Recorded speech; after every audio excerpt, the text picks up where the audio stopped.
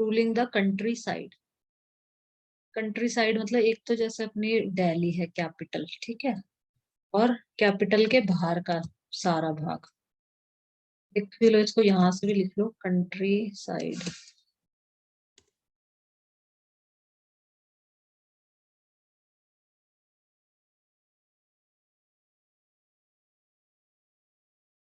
The land and scenery of a rural area. Rural area मतलब rural area वही हो जाते हैं जो जो सिटी होती है, जैसे कोई भी स्टेट है तो उसकी जो कैपिटल होती है वो तो ऑब्वियसली बहुत, उसमें हर चीजें मिलती है, सब चीजें मिलती हैं उसके अंदर, मार्केट वार्केट सब। रूरल एरियाज मतलब जो बाहर के एरियाज हो जाते हैं, तो गांव के इलाके। तो the land and scenery of a rural area.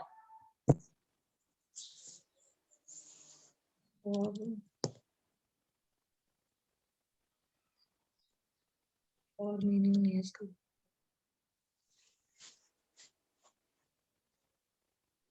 Country side मतलब रूरल एरिया से का मतलब है रूल करना, मतलब राज करना।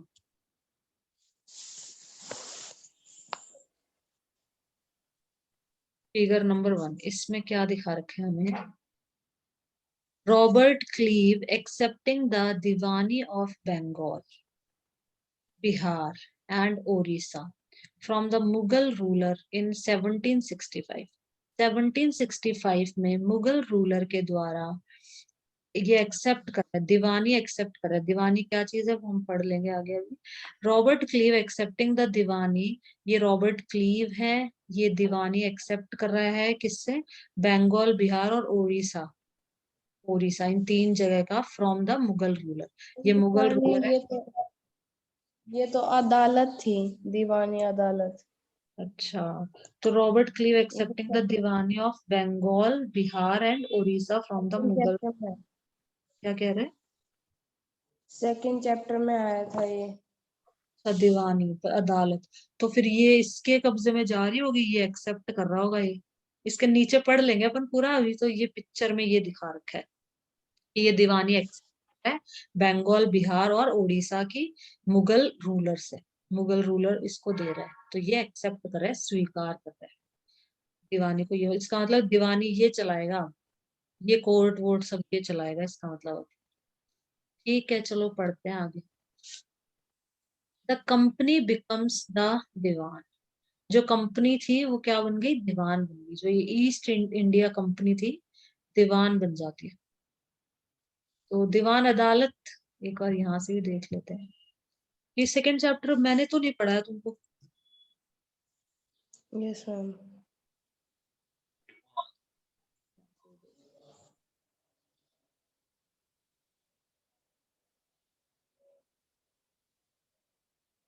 दीवान मतलब in Islamic society a central finance department, chief administrative office. अच्छा, मतलब जो चीफ एडमिनिस्ट्रेटिव ऑफिस है ना, एडमिनिस्ट्रेशन करना मतलब मैनेजमेंट करना, कंट्रोल करना लोगों को, मतलब प्रशासन का चीफ एडमिनिस्ट्रेटिव ऑफिस मतलब सेंट्रल फाइनेंशियल डिपार्टमेंट, कंट्रोल करना, पैसे से रिलेटेड सब कुछ मतलब इन्होंने ले लिया। और रीजनल गवर्निंग बॉडी, और जो भी गवर्निंग गवर्निंग बॉडी मतलब वही मैनेज और जो कंट्रोल करती है लोगों पे, सारी चीजें ले ली इन्होंने फिर तो।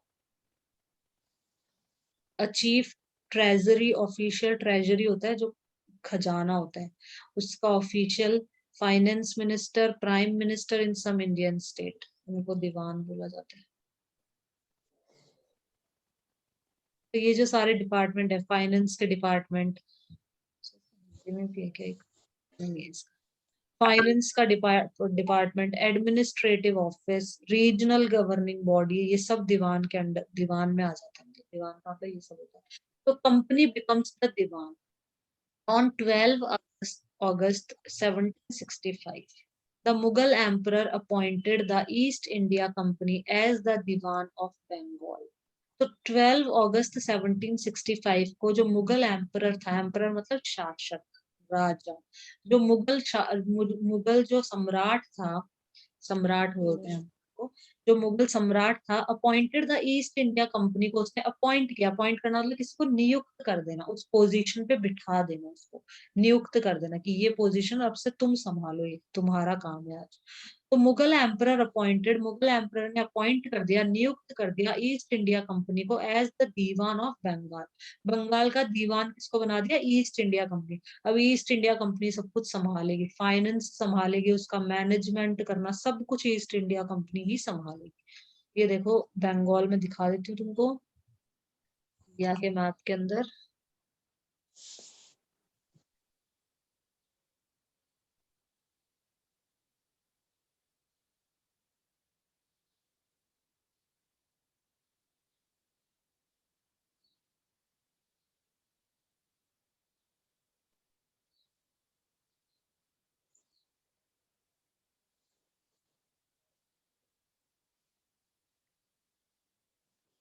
ये रहा अपना बंगाल, वेस्ट बंगाल, ठीक है। इसका पूरा नाम है वेस्ट बंगाल। इसकी कैपिटल है कोलकाता। ये सब चीजें ध्यान रखने भी, मन में उनको याद रखो, बहुत इंपॉर्टेंट है। सब सारे स्टेट के नेम, कैपिटल के नेम तो पता होने चाहिए। ये वेस्ट बंगाल है और ये कोलकाता इसकी कैपिटल है। तो ये पूरा सौंप दिया किसको? इसको ईस्ट इंडिया कंपनी को सौंप दिया, कि दीवानी इनको सौंप दी। फिर क्या हुआ, आगे पढ़ते हैं। The actual event most probably took place in Robert Cleve's tent. ये जो एक्चुअल इवेंट, ये जो घटना थी, ये कहाँ पे हुई थी? मोस्ट प्रोबेबली का मतलब होता है, प्रोबेबली का मतलब होता है शायद, मोस्ट प्रोबेबली मतलब ज्यादातर, मतलब शायद, मोस्टली यहीं पे हुई थी। किस, कहाँ पे? मोस्ट प्रोबेबली का मतलब श्योर नहीं है, बट यहीं पे ही हुई थी। मोस्ट प्रोबेबली अपन उसके लिए यूज करते हैं कि मम्मी वो कहाँ रखा है, मोस्ट प्रोबेबली वो वहां पे होगा बेटा। मोस्ट प्रोबेबली मतलब वहीं पे ही होना चाहिए, श्योर नहीं है बट ज्यादा चांसेस है वहां होने की। तो ज्यादा चांसेस कहाँ थी, मतलब ये कहाँ हुई थी ये घटना? रॉबर्ट क्लीव के टेंट में। ये देखे जो टेंट है क्या इसका, रॉबर्ट क्लीव के टेंट में हुआ था ये, with a few Englishmen and Indians as witness. Englishmen और इंडियंस विटनेस थे। विटनेस होता है जो आई विटनेस, और हिंदी में क्या बोलते हैं विटनेस को? जो गवाही दे, गवाह। विटनेस का मतलब होता है गवाह, ठीक है। तो विटनेसेस इसका प्लूरल फॉर्म है, ई एस लग जाता है, ये प्लूरल हो गया। WITNESS, विटनेस का मतलब होता है गवाह, और विटनेसेस मतलब बहुत सारे गवाह हो गए, तो विटनेसेस बोलते हैं प्लूरल। तो ये एक्चुअल इवेंट कहाँ हुआ था? रॉबर्ट क्लीव के टेंट में हुआ था, with few Englishmen and Indians as witness. और इसके अंदर जो इंग्लिशमैन थे, इंग्लिशमैन अंग्रेजों को बोला जाता है, इंडियंस तो अपन बताइए। तो अंग्रेज और इंडियंस इसमें गवाह थे, इन्होंने मतलब इनके सामने दीवान इनको सौंपा गया। But in the painting above the event is shown as a majestic occasion. लेकिन ऊपर पेंटिंग में क्या दिखा रखा है? यहाँ तो लिखा है कि ये टेंट में हुआ था, लेकिन ऊपर पेंटिंग में दिखा रखा है कि the event is shown as a majestic occasion. कि जो ये इवेंट है ये क्या है? मैजेस्टिक। मैजेस्टी होता है अपन राजा रानी जो बड़े ओहदे पे होते हैं उनके लिए यूज करते हैं, योर मैजेस्टी, है ना, किंग या क्वीन को बोल वो संबोधित। उसके अंदर उनको योर मैजेस्टी क्यों बोलते हैं? योर योर, बोलेंगे ना उनको। माय मैजेस्टी ऐसे बोलना चाहिए ना, हमारे राजा। योर। नहीं नहीं, योर मैजेस्टी उनके सम्मान के लिए बोलते हैं, योर मैजेस्टी। योर मैजेस्टी बोला जाता है उनको सम्मान देने के लिए। But in the painting above the event is shown as a majestic occasion. इसमें दिखा रखा है कि कोई राजा का कोई ओकेजन चल रहा था, उस वो पेंटिंग में ऐसा दिखा रखा है ना, ऐसा ही लग रहा है ना, देखो। मैंने देखा तो मैंने भी वापस नीचे कर दिया कि टेंट तो लग नहीं रहा है, ये तो राजा का कुछ लग रहा है, राजा बैठा हुआ है। देखो अंग्रेजों का टेंट होता तो ये ऐसे खड़े रहते क्या? कुछ राजा का कुछ ओकेजन इस तरह से दिखाया गया है इसके अंदर। तो majestic occasion taking place in a grand setting, कि मतलब एक बहुत ग्रांड मतलब होता है बहुत ही बड़ी जगह, मतलब ग्रांड कोई भी बड़े बड़ा करते हैं ना अपन उसको ग्रांड बोलते हैं। Taking in a grand setting. तो द पेंटर्स वर, ओकेजन मतलब होता है अवसर, मौके, अवसर। So the painter was commissioned by Cleve to record the memorable events in Cleve's life The grant of Diwani clearly was one such event in British imagination. So the painter was commissioned by Cleave to record the memorable events in Cleave's life. तो जो painter था उसको commission किया गया था, मतलब उसको बोला गया था कि ये रिकॉर्ड करे जो भी मेमोरेबल इवेंट्स हैं, मेमोरेबल मतलब यादगार जो इवेंट्स इनको रिकॉर्ड करे, मेरी लाइफ के, क्लीव्स की लाइफ के जो यादगार मोमेंट्स है उनको रिकॉर्ड किया जाए।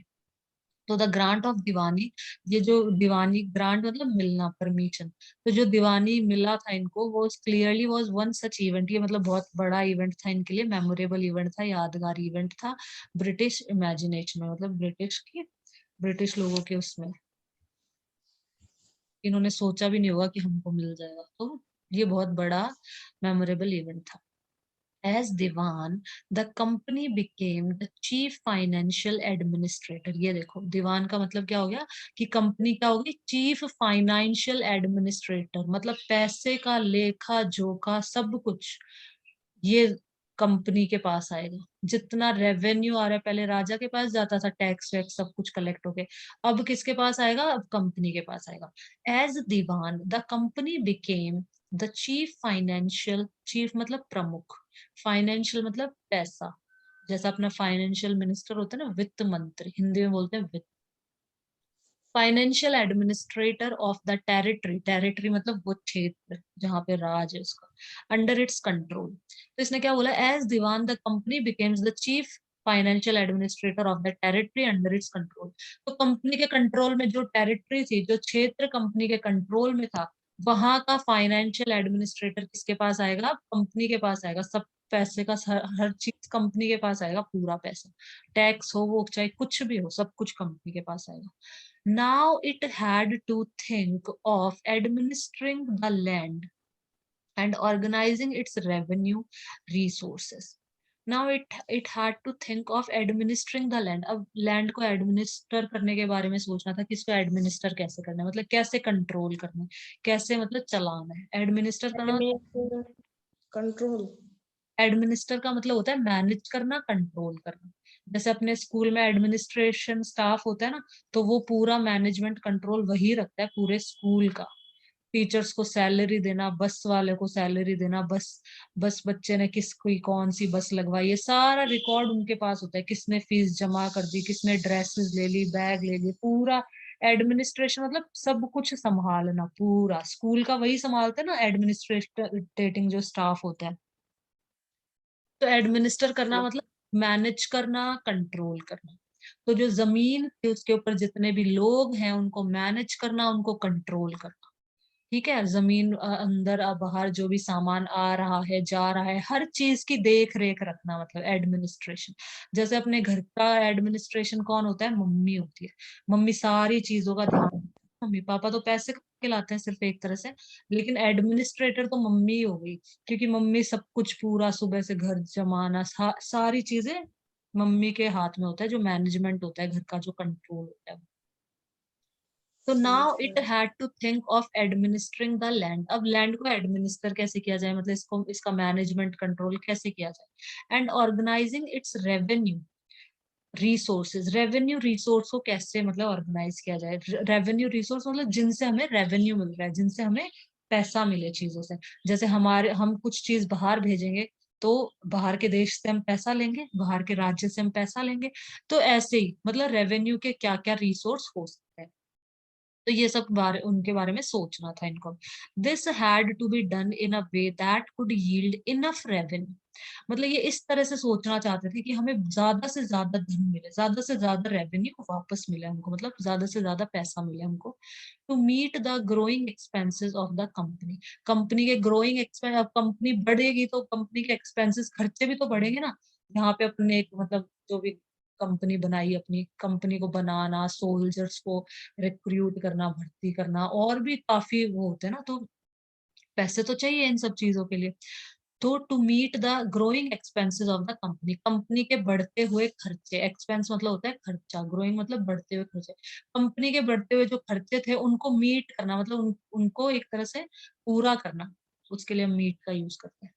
This had to be done in a way that could yield enough revenue, कि यील्ड मतलब उत्पादन होता है, इनफ रेवेन्यू आ जाए हमारे पास में, प्रोड्यूस हो, ठीक है, यील्ड उसके लिए यूज करते हैं।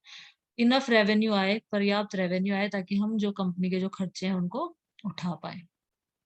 तो इस तरह से सब कुछ सोचना है कि लैंड को एडमिनिस्ट्रेशन करना और रेवेन्यू के रिसोर्स जनरेट करना, कि मतलब हमारे पास रेवेन्यू आए, पैसा आए, तो हम क्या क्या करें, ये सब सोचने लग गए ये लोग। Trading company had also to ensure that it could buy the products it needed and sell what it wanted. तो क्या बोला है, a trading company had also to ensure that it could buy the products it needed, जो भी products की जरूरत है, need है, उनको तो बाय कर ले, खरीद ले। इंश्योर करना मतलब पक्का करना, कि इंश्योर कर लो कि तुमने दूध बंद तो कर दिया था ना, इंश्योर कर लो, एक बार पक्का करके आओ तुमने बंद कर दिया था दूध।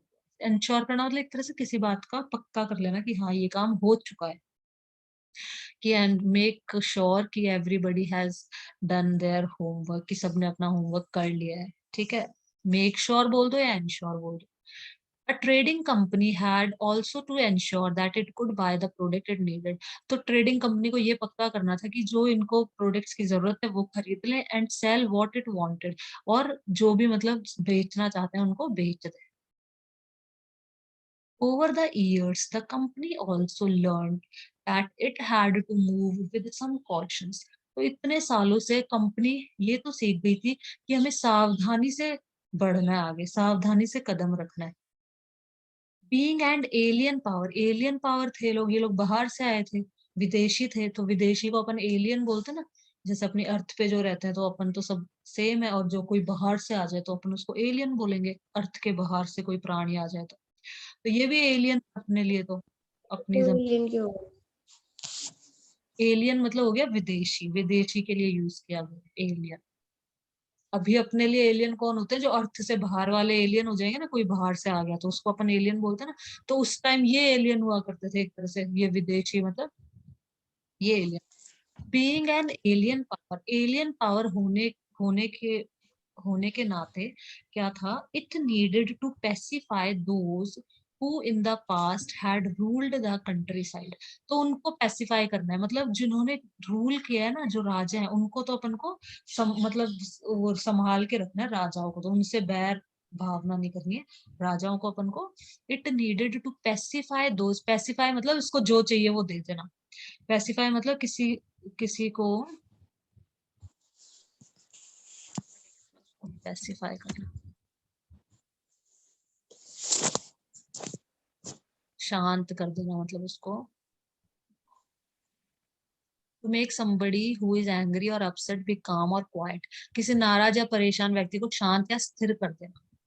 पैसिफाई कर देना मतलब उसको शांत या स्थिर कर देना, मतलब उनके साथ तो अच्छा व्यवहार रखना है, राजाओं के साथ तो।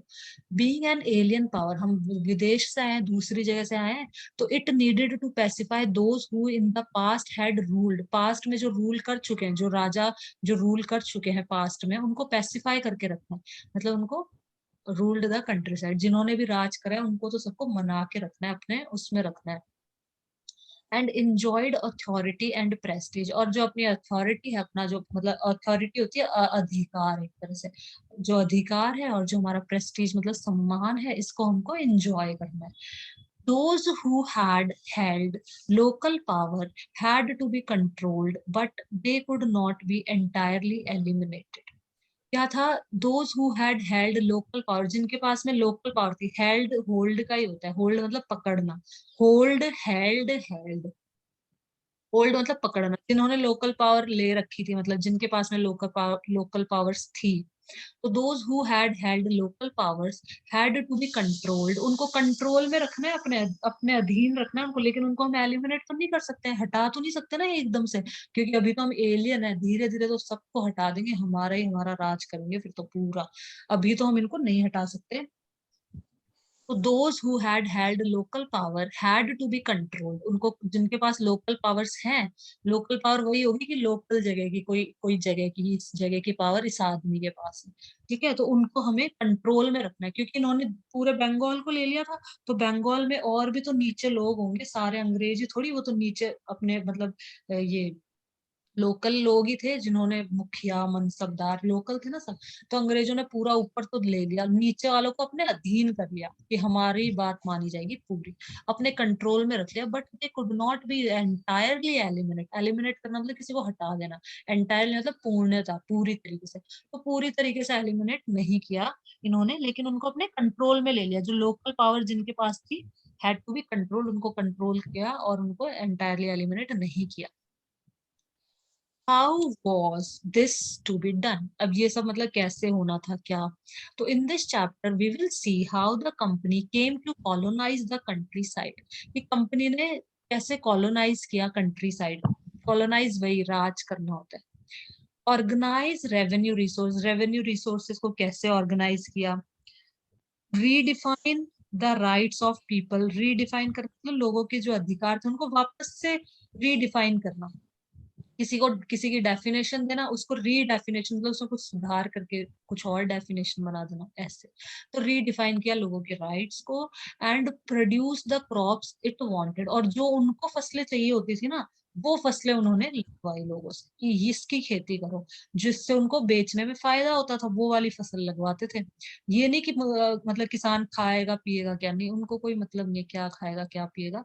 इस खेती की मतलब इस चीज की डिमांड है यूरोपियन देशों को, मतलब वहां पे बहुत महंगा बिकता है, तो वो उसकी खेती करवाई, चाहे इनकी जमीन चाहे बंजर हो जाए, कुछ भी हो जाए, हमको कोई मतलब नहीं है, हमको ये बस इसकी खेती करवाई जो वहां पे बहुत अच्छा बिक रहा था बाहर। तो produce the crops it wanted, जो इनको क्रॉप्स चाहिए थी वो इन्होंने करवाई। आगे, revenue for the company, company का रेवेन्यू, रेवेन्यू मतलब वही होता है कि पूरा जो जैसे सरकार का रेवेन्यू, गवर्नमेंट का रेवेन्यू, तो गवर्नमेंट का रेवेन्यू क्या होता है, गवर्नमेंट का धन।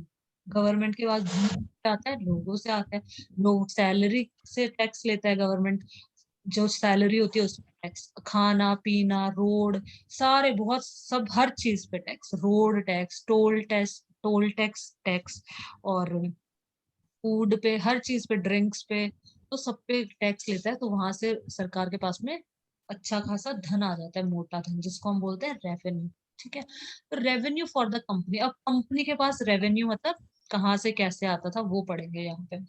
The company had become the दीवान, अब कंपनी दीवान बन चुकी थी, but it still itself primarily as a trade, लेकिन अभी भी वो खुद को एक तरह से व्यापारी की तरह, पहले ये लोग व्यापारी के बन के आए थे ना, तो व्यापारी की तरह ही ये लोग एक तरह से देखते थे, but it still saw itself primarily as a trader.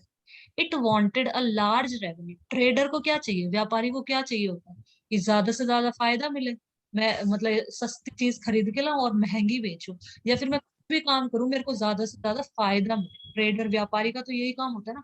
तो इन्होंने उसी तरीके से देखा कंपनी को, it still saw its primarily as a trader, trader की तरह इन्होंने खुद को देखा हुई।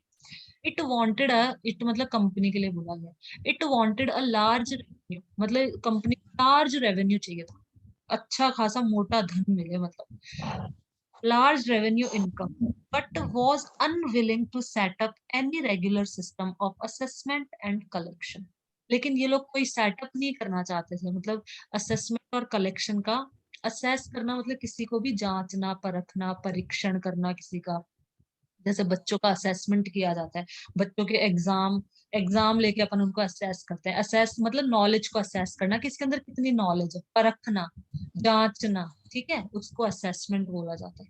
नॉलेज को जांचने के लिए हम बच्चों के एग्जाम्स लेते हैं, हम बच्चों के ओरल टेस्ट लेते हैं, इस तरह से, ठीक है। असेस करना मतलब किसी को परखना, किसी को जांचना, परीक्षण करना। It wanted a large revenue income, large revenue income चाहिए थी कंपनी को, बट वाज अनविलिंग, अनविलिंग का मतलब होता है चाहना, विलिंगली मतलब इसमें विलिंग है, मतलब इसमें चाह है, इच्छा है, अनविलिंग मतलब मेरी बिना इच्छा के किसी से जबरदस्ती कुछ करवाना, unwilling, but was unwilling to set up any regular system of assessment and collection. Assessment और collection के लिए कोई regular system वो setup नहीं करना चाहते थे, चाहिए तो उनको large revenue था, अब मोटा खासा अच्छा पैसा आना चाहिए, लेकिन वो लोग कोई मतलब कोई सिस्टम उन्होंने सेटअप नहीं किया, वो इच्छुक नहीं थे कोई भी सेटअप सिस्टम को सेटअप करने में, जो असेस और कलेक्शन के लिए जो भी, कि मतलब इतना धन इतना टैक्स देना है, इतना ही देना है।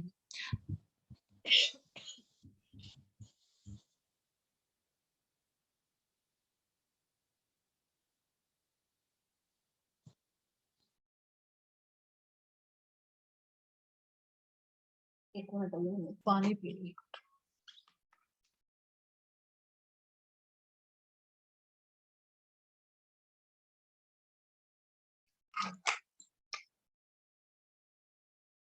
The effort was to increase the revenue as much as it could, but buy fine cotton and silk cloth as cheaply as possible.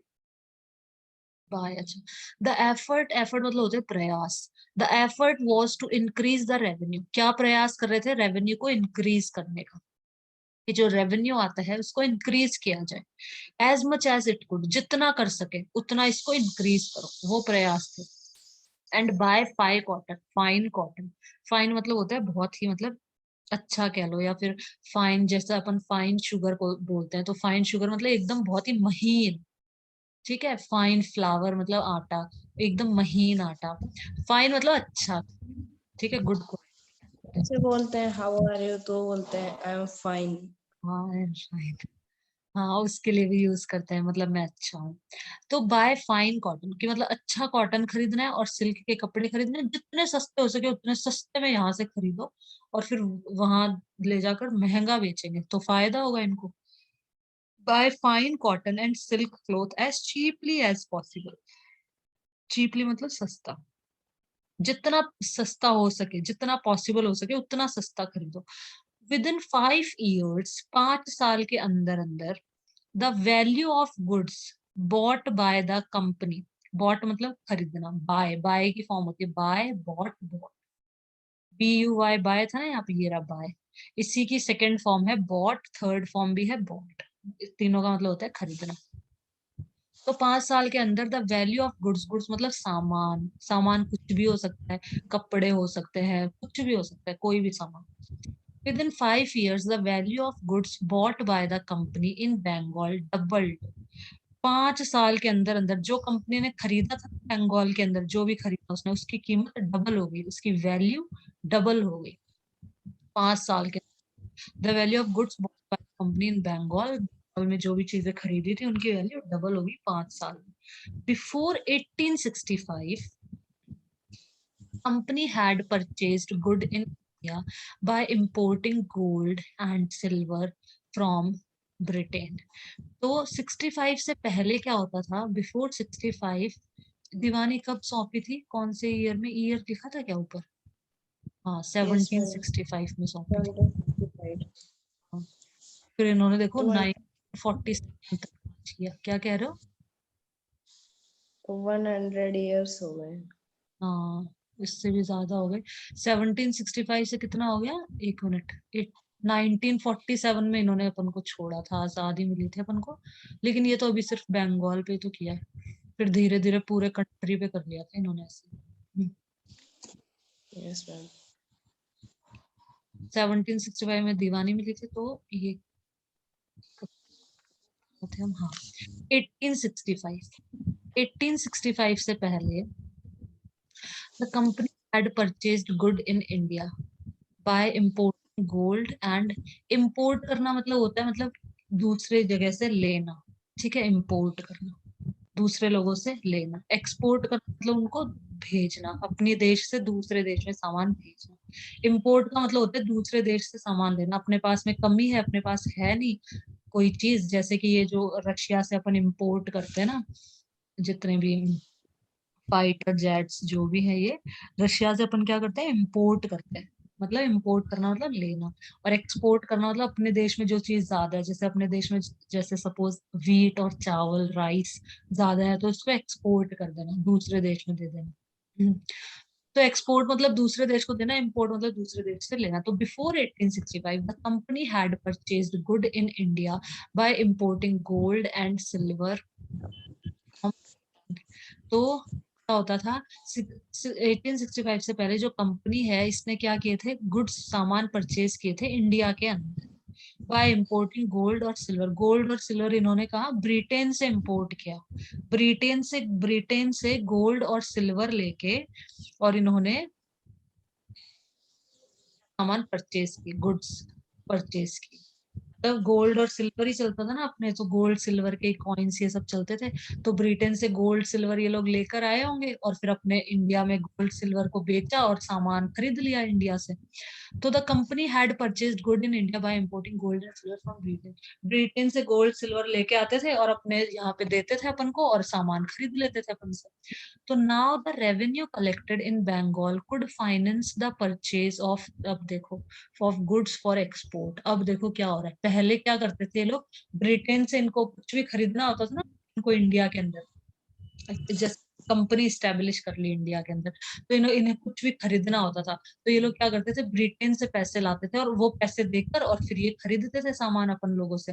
लेकिन बाद में क्या हुआ, जब इनको दीवानी मिल गई यहाँ पे, now the revenue collected in Bengal, Bengal में जो रेवेन्यू मिलता था, जो रेवेन्यू कलेक्ट होता था, उसी से ये लोग खरीद अब कर लेते थे। अब इनको ब्रिटेन से पैसे लेने की जरूरत ही नहीं थी अब।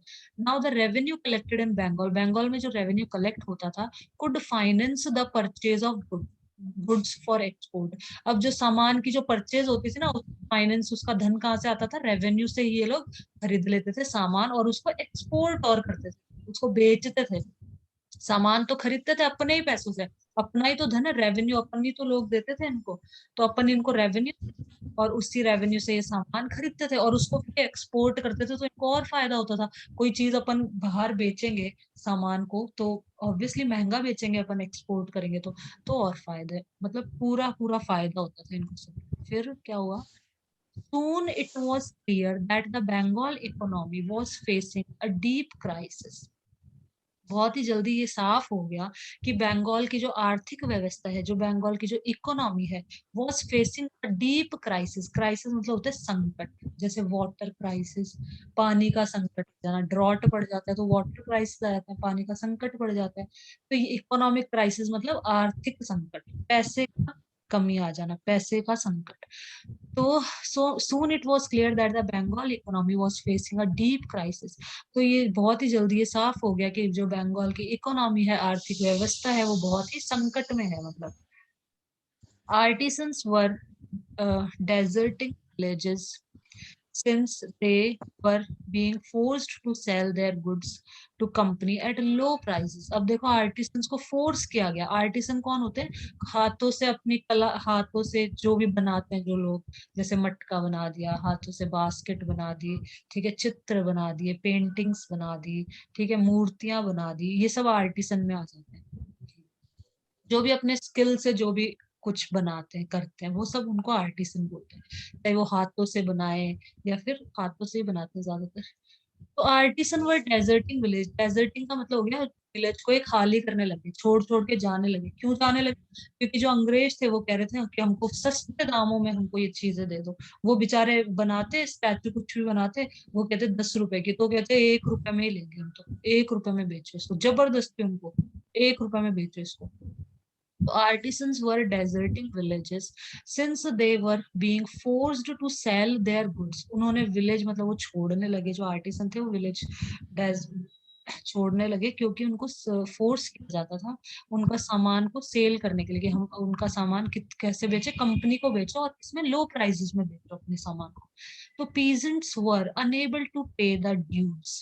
पीजेंट्स जो थे वो ड्यू पे नहीं कर पाते थे अपने, ड्यू मतलब जो बकाया जो धन होता है, जैसे टैक्स है, तो उसने बोला इस साल तो खेती हुई नहीं, फसल हुई नहीं, मैं अगले साल दे दूंगा, तो वो ड्यू हो गया उसको। ड्यू जैसे अपन कहते हैं तेरी पार्टी ड्यू है, मतलब ड्यू है मतलब तेरे को तेरी वो पार्टी देनी है, तूने कहा था कि मेरे पास अभी पैसे नहीं है, मैं बाद में दे दूंगा, अगले महीने दूंगा, तो तेरी पार्टी ड्यू है तो तुझे देनी है, कब देगा ऐसे। तो ड्यू होना मतलब बकाया होना। Peasants were unable to pay the dues, जो उनका बकाया जो था वो पे नहीं कर पा रहे थे किसान। That were being demanded from them, वो जो उनसे डिमांड किया जा रहा था, किसानों से कहा जा रहा था कि भाई दो टैक्स दो, तुम्हारा पिछले महीने का टैक्स नहीं दिया तुमने, या पिछले साल का टैक्स नहीं दिया, तो वो भी ये दे वर नॉट एबल टू पे। Artisanal production was in decline. अब आर्टिसनल प्रोडक्शन डिक्लाइन, पतन हो गया, उसका मतलब कम होती है। आर्टिसन ही चले गए गांव से, वहां से वो चले ही गए कि भाई हमारा तो हम इतनी मेहनत करें और जितनी मेहनत कर रहे हैं उसका मतलब हमें वो पैसा भी नहीं मिल रहा है जो हम बना रहे हैं उस चीज का, बहुत ही कम प्राइसेस में लोग तो तो आर्टिफिशियल प्रोडक्शन क्या हो गया, डिक्लाइन हो गया। प्रोडक्शन मतलब किसी भी चीज का उत्पादन, तो आर्टिफिशियल प्रोडक्शन का डिक्लाइन हुआ, पतन हुआ, मतलब गिर गया। And agricultural cultivation showed sign of collapse, collapse मतलब ये भी गिर जाना, ढह जाना, ठीक है, जैसे बिल्डिंग कोलैप्स हो जाती है, जब अर्थक्वेक आता है तो सब कोलैप्स हो जाता है, नष्ट हो जाता है। तो एग्रीकल्चर तो सब, इसका आर्टिसनल डिक्लाइन और एग्रीकल्चर का कोलैप्स हो गया, मतलब वो भी showed the sign of collapse, उसने भी कोलैप्स साइन दिखा दिया। देन इन 1770, तो ये अंग्रेजों को ये था कि हम पैसे बना ले बस, चाहिए एक, मतलब ये चाहे भूखे मरने तो इनको भूखा, हमको तो पैसे चाहिए बस, हमें पैसे बनाने। तो then in 1770 a terrible famine killed 10 million people। famine मतलब होता है वही खाने के लाले पड़ जाना, यहाँ से भी कुमारी होता है। famine मतलब lack of food over a long period of time in large area that can cause the death of many people। मतलब lack of food, food की कमी, अकाल, फूड की कमी को हम बोलते हैं famine। So then in 1770 a terrible famine killed 10 million people in Bengal। ये देखो, famine आ गया, अकाल पड़ गया, क्योंकि सब तो इन्होंने लूट लिया इसलिए तो अकाल पड़ा। तो then 1770 में एक terrible famine मतलब अकाल पड़ा, जिसमें इतने 10 मिलियन लोग मर गए बंगाल में। About 1/3 of the population was wiped out। wiped out मतलब एक तरह से जैसे अपने आंसू आते हैं तो अपन वाइप करते हैं, पहुंच लेते हैं, तो वाइप्ड आउट, मेकअप को भी वाइप्ड आउट मतलब पहुंच लेना, मेकअप हटा देना। तो about 1/3 of the population was wiped out, तो 1/3 पॉपुलेशन तो साफ हो गई, सफाया हो गया 1/3 पॉपुलेशन का। फिगर 2 में क्या दिखा रखा है,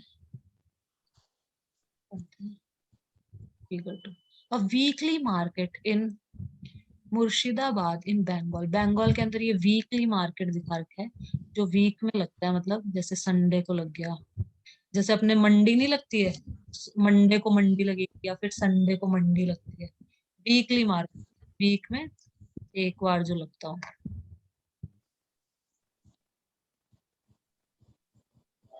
So peasants and artisans from rural areas regularly came to these weekly markets, इनको हाट्स भी बोला जाता है, to sell their goods and buy what they needed। तो यहाँ पे peasant और ये आते हैं, आर्टिसन आते हैं वीकली, यहाँ पे अपने सामान को बेचने के लिए और जो भी इनको चाहिए वो चीज खरीदने के लिए।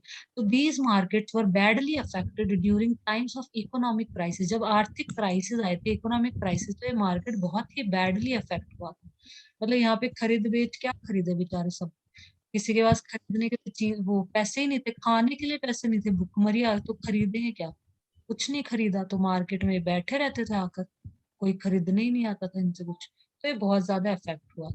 जैसे अभी कोरोना चल रहा है, कोरोना के अंदर सब धंधा पानी बंद हो गया ना, कमाई नहीं है तो, कमाई नहीं है तो खरीदेंगे भी नहीं लोग, तो ऐसे ही यहाँ पे भी हुआ। अब ये चार्ल्स कॉर्नवालिस, इसमें ये ध्यान रखो, इसमें क्या क्वेश्चन बता देती हूँ ना।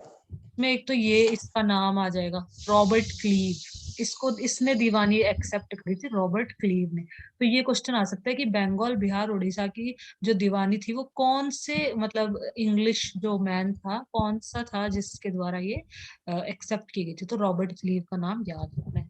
कब, 12 अगस्त 1765, ये याद रख। ये वाला याद रखना है। क्या, 1770 में 10 मिलियन पीपल्स हाँ की डेथ हुई हाँ, थी। यस यस, इसको भी याद रखना है। 1770 में एक फैमिन आया था, फैमिन मतलब अकाल, लैक ऑफ फूड, ठीक है, तो उसमें इतने लोगों की मौत हुई थी, इसको भी याद रखना है, राइट। तो आगे बढ़ते हैं, इसमें तो इम्पोर्टेंट तो यही थे, फिर भी पूरा पढ़ लेना चाहिए, बीच में से और कुछ भी पूछ लेते हैं टीचर्स। तो मेन पॉइंट्स तो ये थे वैसे। अब आगे बढ़ते हैं, फिगर चार्ल्स कॉर्नवालिस। अब ये चार्ल्स कॉर्नवालिस की फोटो दिखा रखी है। Cornwallis was the governor general of India, ये इंडिया का गवर्नर जनरल था। When the permanent settlement was introduced, जब परमानेंट सेटलमेंट इंट्रोड्यूस हो गया था तो ये वहां का गवर्नर जनरल था। तो हम अभी पढ़ेंगे नीड टू इम्प्रूव एग्रीकल्चर, तो पहले ये पढ़ लेते हैं। The need to improve agriculture, अब एग्रीकल्चर को इम्प्रूव करना मतलब सुधारना किसी चीज को, तो एग्रीकल्चर खेती को इम्प्रूव करने की आवश्यकता, इसके बारे में हम इसमें पढ़ेंगे यहाँ पे। If the economy was in रूइन, रूइन का मतलब होता है मतलब बेकार, किसी चीज को मतलब बर्बाद हो जाना, सॉरी क्या, रूइन मतलब किसी चीज का बर्बाद हो जाना, जैसे मेरा जो करियर है वो रूइन हो गया, बर्बाद हो गया। रूइन मतलब to damage something so badly that it loses all its value, pleasure, etc. किसी चीज को तबाह कर देना, बर्बाद कर देना, कि वह बिल्कुल बेकार हो जाए। रूइंड बिल्डिंग, बिल्डिंग के लिए भी हम यूज कर सकते हैं जो तबाह हो चुकी है, बर्बाद हो चुकी है। That one mistake ruined my chance of getting the job, वो जो एक गलती थी उस वजह से मुझे जॉब नहीं मिली, तो मेरी मतलब बर्बाद कर दी चांस को to get a job. The cost of the court case nearly ruined them. To cause somebody to lose his or money, hope of being successful. मतलब वही है, अब धन, किसी को उसके धन सफलता की आशा आदि से वंचित कर देना, मतलब बर्बादी, तबाही, विनाश।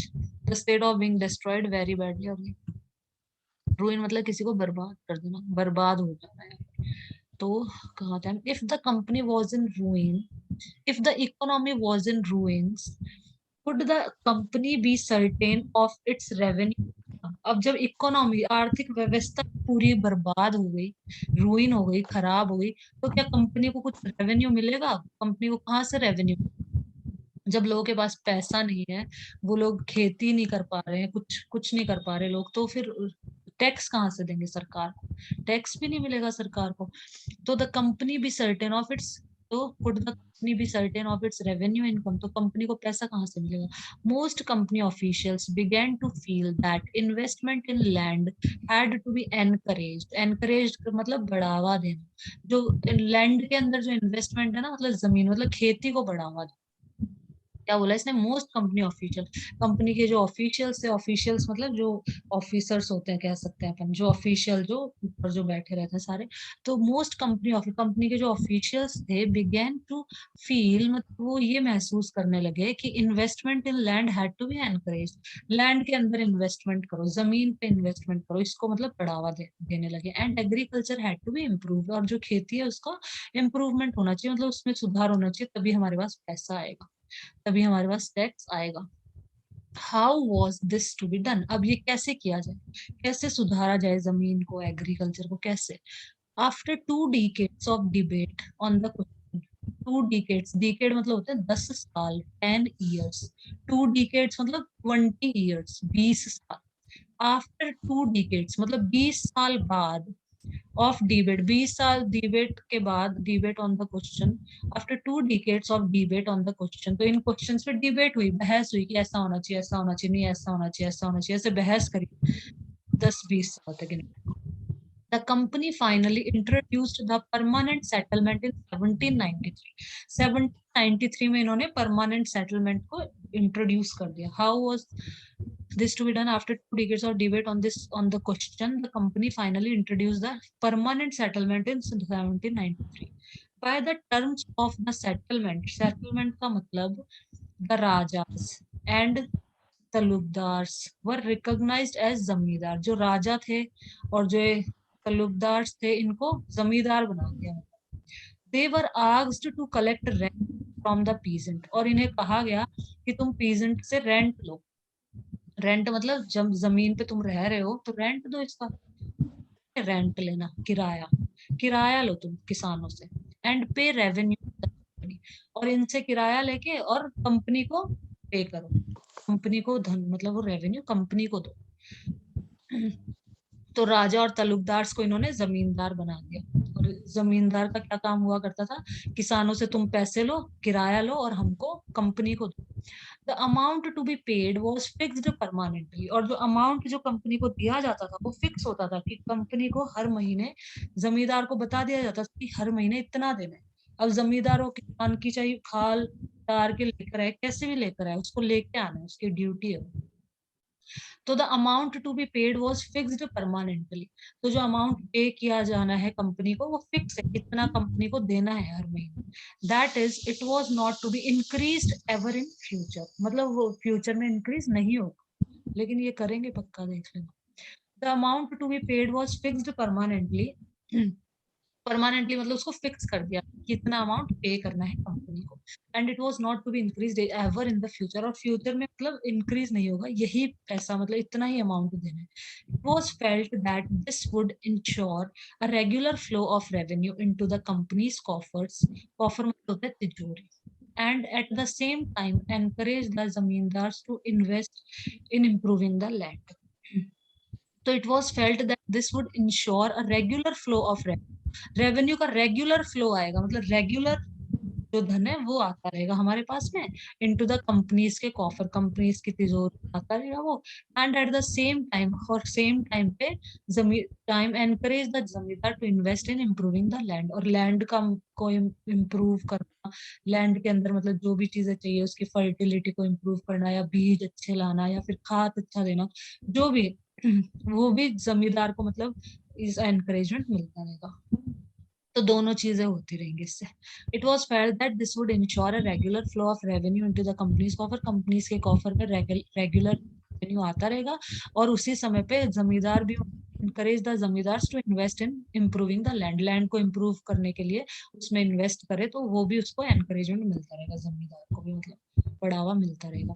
Since the revenue demand of the state would not be increased, the zamindar would benefit from increased production from the land। अब इन्होंने तो क्या बोल दिया कि फिक्स रेवेन्यू देना है, जो रेवेन्यू डिमांड है वो इंक्रीज नहीं होगी, रेवेन्यू जो देना है कंपनी फिक्स देना है। जमींदार को तो ये बोला गया था ना, अब फसल ज्यादा हो रही है तो जमींदार को तो फायदा हो रहा है, जमींदार को पता है कि 100 रुपए तो मुझे कंपनी को देना है, लेकिन फसल तो बहुत ज्यादा हो गई इस बार, 300 रुपए मतलब कमा लिए फसल में, तो 50 मैं ले लेता हूँ इनसे एक्स्ट्रा, 150 किसान के पास रह जाएगा, 150 में ले लेता हूँ, 100 कंपनी को दे दूंगा और 50 मेरे पास रख लूंगा। तो तो क्या हुआ यहाँ पे, since the revenue demand of the state would not be increase, जो रेवेन्यू डिमांड थी वो तो इंक्रीज नहीं होती, तो जमींदार वुड बेनिफिट, तो जमींदार को बेनिफिट होता था किससे, from the increased production from the land, अगर लैंड में प्रोडक्शन बढ़ेगी तो जमींदार को फायदा होगा, तो जमींदार करेगा भी लैंड में ताकि प्रोडक्शन बढ़े, तो मुझे फायदा होगा, इनको तो फिक्स देना है इतना ही, चाहे ज्यादा हो चाहे कम हो कुछ भी हो, इनको तो फिक्स इतना ही टैक्स देना है, तो ज्यादा होती थी तो जमींदार को फायदा होता था। अब आगे क्या हुआ,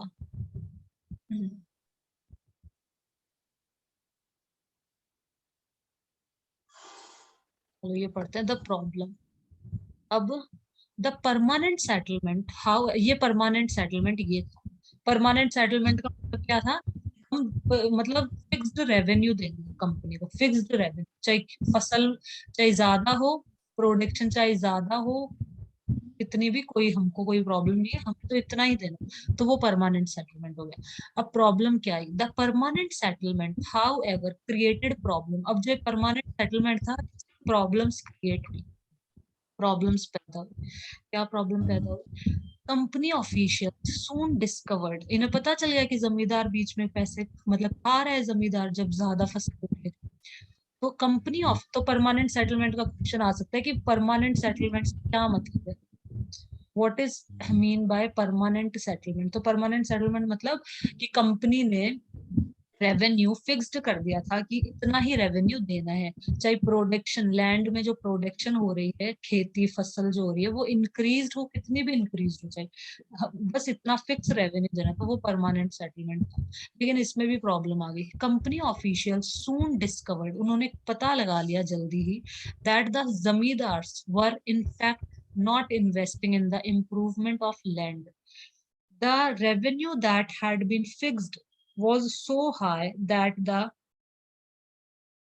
zamindars found it difficult to pay. Anyone who failed to pay the revenue lost his zamindari.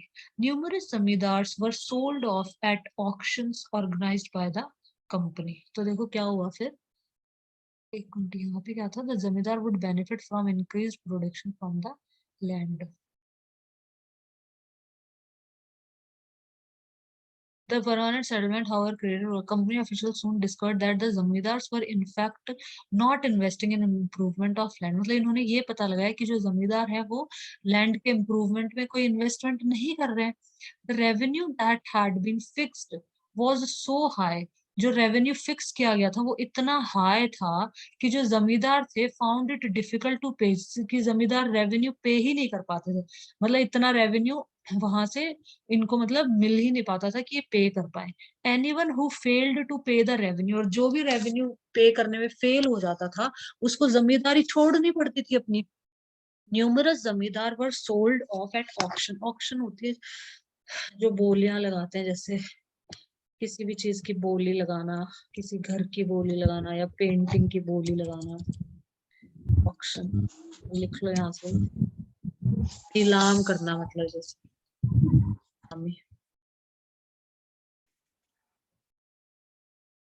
नीलाम करते हैं ना कि इतने का बेचता है, फिर 1 करोड़ का, फिर 1 करोड़ 1, 1 करोड़ 2, 1 करोड़ 3, ऐसे देखा होगा तुमने टीवी में.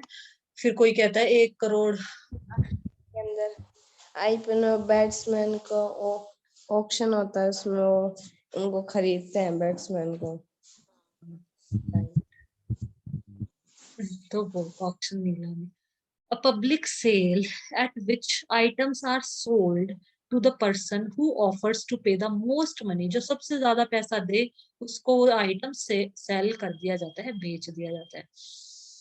सार्वजनिक रूप से बेचने की प्रक्रिया जिसमें सबसे अधिक बोली लगाने वाले को माल मिलता है, नीलामी बोलते हैं इसको. The house was sold at by auction. जो घर था वो नीलाम किया गया था, मतलब ऑक्शन में बेचा गया, मतलब वो घर. So, numerous zamindars were sold off at auctions organized by the company. तो जो जमींदार थे ये मतलब बोली में एक तरह से बिक जाते थे, जो कंपनी के द्वारा जो बोली लगाई जाती थी उसमें वो बिक जाते थे. By the first decade of the 19th century, the situation changed. First decade 19th century के फर्स्ट डिकेड है, पहले जो 10 साल थे उनके अंदर सिचुएशन क्या हुई, चेंज हुई. The prices in the market rose. Market के अंदर प्राइस क्या हुई, बढ़ी. प्राइस रोज हुई, बढ़ी. And cultivation slowly expanded. और जो कल्टीवेशन था, खेती था, वो एक्सपेंड होना मतलब उसका विस्तार हुआ, मतलब बढ़ा. खेती भी एक्सपेंड हुई, मतलब और काफी जगह पे खेती होने लगी. This meant an increase in the income of the जमींदार. तो जमींदार की इनकम में भी इंक्रीमेंट होगा ना जब खेती बढ़ेगी तो. But no gain for the company. लेकिन कंपनी को तो गेन थोड़ी होगा, कंपनी को तो जो जो रेवेन्यू होता था फिक्स उतना ही देना है. अब चाहे वो जो बढ़ेगी तो जमींदार को फायदा होगा, घटेगी तो जमींदार को नुकसान होगा. जमींदार पे नहीं कर पाएगा, जैसे यहाँ पे था ना, अगर खेती में कमी आ रही है तो पे तो जमींदार को करना है वो, तो वो पे नहीं कर पाएगा फिर. But no gain for the company. Company के लिए कोई गेन नहीं था. Since it could not increase a revenue demand that had been fixed permanently. क्योंकि रेवेन्यू को इंक्रीज नहीं कर सकते क्योंकि उसको फिक्स कर दिया था परमानेंटली. तो रेवेन्यू तो इंक्रीज हो ही नहीं सकता. सरकार कंपनी को पता है कि फसलें इस बार बहुत अच्छी हुई है, बहुत अच्छी प्रोडक्शन हुई है और बहुत पैसा मतलब आया है किसान के पास में, तो जमींदार ने भी बहुत पैसा लिया है, सब पता था. लेकिन इन्होंने तो फिक्स कर रखा था, तो ये रेवेन्यू की डिमांड को इंक्रीज नहीं कर सकते थे. आगे. Even then, the zamindars did not have an interest in improving the land. उसके बावजूद भी जमींदार को कोई इंटरेस्ट नहीं था लैंड को इम्प्रूव करने का, कि लैंड को सुधारना. वो किसान देखेगा, हमको तो सिर्फ टैक्स लेना है. Even then, the zamindars did not have an interest in improving the land. तो लैंड को इम्प्रूव करने का, सुधारने का कोई इंटरेस्ट नहीं था जमींदार को. Some had lost their lands in the earlier years of the settlement. Others now saw the possibility of earning without the trouble and risk of investment. मतलब हमें रिस्क नहीं लेना इन्वेस्ट करके, हम क्यों लैंड में हम क्यों इन्वेस्ट करें मतलब। तो इसमें क्या था कि some had lost their lands in the earlier years of settlement, कुछ तो अपनी जमीन ऐसे ही लॉस्ट कर गए वो, और जो कुछ बाकी थे, others now saw the possibility of earning without the trouble and risk of investment, कि बिना रिस्क लिए बिना मतलब इन्वेस्ट किए हम अर्न कर ले, और दूसरे वो सोच रहे थे। तो इसी चक्कर में तो फिर वो खो देते हैं जमीन, क्योंकि फिर वहां पे वो पे नहीं कर पाए रेवेन्यू। लैंड को जब वो इम्प्रूव नहीं करेंगे, इस लैंड में जो भी मतलब फसल हो रही है क्यों नहीं हो रही, तो उसमें मतलब उसको फर्टाइल बनाया जाए, पानी की समस्या है, समस्या को पूरी की जाए, तो लैंड में अच्छा प्रोडक्शन होगा ना। प्रोडक्शन अच्छा नहीं होगा तो उनकी जॉब चली गई, जमींदारी की जॉब ही चली गई उनकी, तो कुछ की तो वैसे ही जॉब चली गई थी, और कुछ जो बच्चे थे, other now saw the possibility of earning, वो सोच रहे थे हम क्यों रिस्क ले, अपने आप करेगा किसान जो भी करेगा। तो वो भी ऐसे ही चल रहे थे। As long as the zamindars could give out the land to tenant and get rent, they were not interested in improving the land. जब तक उनको मिल रहा था कि रेंट मिल रहा है अपना, टीनेंट मतलब होते हैं किराएदार, जैसे अपन किराए पे मकान देते हैं ना, तो जो किराएदार होते हैं उनको बोलते हैं टीनेंट्स। तो जो as long as the zamindars could give out the land to tenants and get rent, यहाँ से लिख लो इसको।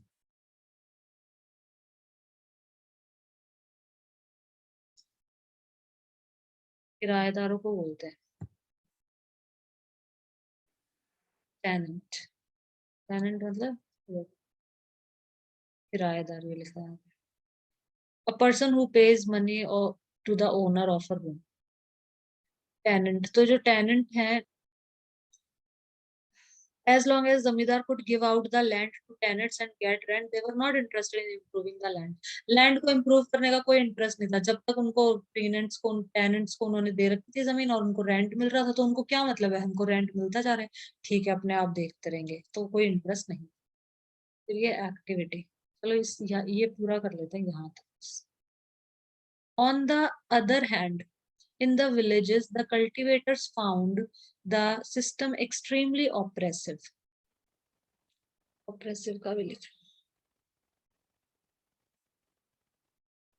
ऑप्रेस करना मतलब किसी को दबाव में रख के कुछ करना, वो होता है ऑप्रेसिव।